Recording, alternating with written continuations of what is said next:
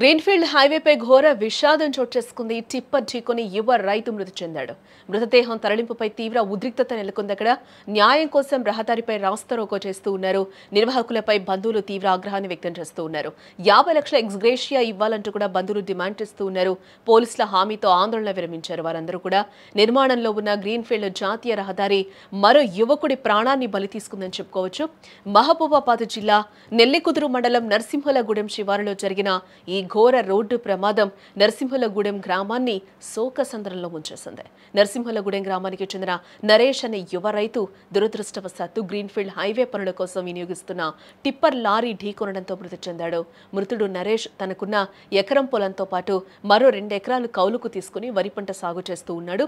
పంట కోసి ఆ ధాన్యం తీసుకుని ద్విచక్ర వాహనంపై ఇంటికి వస్తున్న క్రమంలోనే ఈ దారుణం చోటు చేసుకున్నట్లుగా కూడా మనకి తెలుస్తోంది. అయితే ప్రమాదం జరిగిన తర్వాత హైవే నిర్మాణ పనులు చేపడుతున్న నిర్వాహకుల తీరు తీవ్ర ఆందోళన కలిగిస్తుందని చెప్పుకోవచ్చు. నరేష్ మృతి విషయాన్ని బయటకు తెలియకుండా గ్రీన్ఫీల్డ్ హైవే నిర్వాహకులు చాలా గోప్యంగా వ్యవహరించారని కూడా చెప్తూ ఉన్నారు. మృతదేహాన్ని జిల్లా ఆసుపత్రిలోని మార్చురీకి తరలించి అక్కడ భద్రపరిచారు. ఈ విషయం తెలుసుకున్న నరేష్ బంధుమిత్రులు జిల్లా ఆసుపత్రికి అయితే చేరుకున్నట్లుగా కూడా మనకి సమాచారం.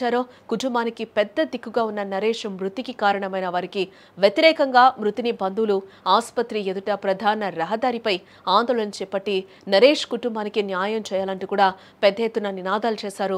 పరిస్థితి ఉద్రిక్తంగా మారడంతో పోలీసులు హుటాహుటిన ఆసుపత్రి వద్దకు చేరుకుని న్యాయం చేస్తామని హామీ ఇవ్వడంతో రాస్తారోకోను కూడా విరమించినట్లుగా తెలుస్తోంది. రాత్రి ఏ లొల్లి లేదు సార్, ఏ లొల్లి లేదు. పోయిండు పొలం కాడికి వడ్లు పోతానని వచ్చిండు. 4ంటికి మేము పనిపోయి వచ్చినాం. ఇక అంతే వరకు కానీ ఇక మళ్ళీ వచ్చి ఎడిపోయిండు అని అడిగినాం. టేజ్ కాడికి పోయిండట, మరి పరదలకు పోయిండో ఎడిపోయిండో ఆడ ఏమైందో ఇక నాకు తెలియదు సార్. అంతే బాబు చనిపోయిండు అని అంటే టేజ్ కాడికి పోయిండు, చనిపోయిండు.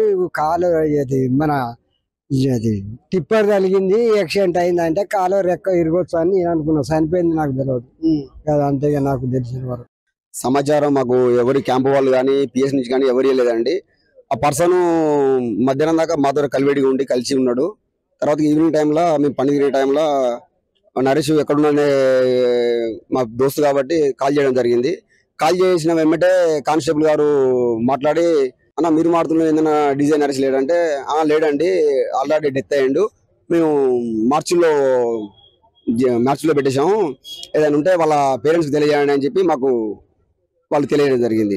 గ్రీన్ఫీల్డ్ వారి నిర్లక్ష్యం వల్లనే దాదాపు మా గ్రామంలో వీళ్ళు హెవీ వెహికల్స్ పోవడం వల్ల మా గ్రామం చాలా పిల్లలకి, స్కూల్ పోయే పిల్లలకి, వ్యవసాయ రైతులకి అందరికీ అన్ని విధాల రవాణా సౌకర్యం చాలా ఇబ్బంది జరుగుతుందని చెప్పి ధర్నా చేయడం జరిగింది. కొన్నిసార్లు వాళ్ళు మా గ్రామంలో కూర్చోబెట్టి మాకు అగ్రిమెంట్ రావడం జరిగింది. కానీ ఇప్పటివరకు కూడా నిర్లక్ష్యపూరితంగా వ్యవహరించుకుంటా ఎలాంటి అగ్రిమెంట్ కదా, కనీసం అక్కడ ఎక్కడ వేసిన గుండె ఉన్నదనే చందంగా ఇప్పటి వరకు కూడా ఎలాంటి మా గ్రామానికి ఒక చిన్న పని కూడా చేయలేదు. దీంట్లో ఇన్సిడెంట్ జరుగుతూనే గ్రీన్ఫీల్డ్ హైవే అంటే టెంపరీ అక్కడ ఇన్ఛార్జ్ చూసే పట్టాభి అతను మాకు ఫోన్ చేసి ఇట్లా యాక్సిడెంట్ జరిగింది, సీరియస్ ఇంజురీ అయినాయి, హాస్పిటల్ షిఫ్ట్ చేసిన పర్సన్ ఇక్కడ యాక్సిడెంట్ జరిగిన చెప్పుడుతోనే వెంటనే మా బ్లూ కోట్ పీసీని అక్కడికి పంపించారు కూడా. పర్సన్ ఇక్కడికి హాస్పిటల్ షిఫ్ట్ అయింది. ఆల్రెడీ షిఫ్ట్ అయితే కూడా ఇక్కడ అతనే షిఫ్ట్ చేశారు, మీరు షిఫ్ట్ చేశారు అక్కడ వాళ్ళకి. మరి వాళ్ళ బంధువులు ఎవరు పట్టించుకోలేదు, మీరే తీసుకొచ్చి ఇక్కడ మార్చులో పడేశారు అంటున్నారు వాళ్ళు.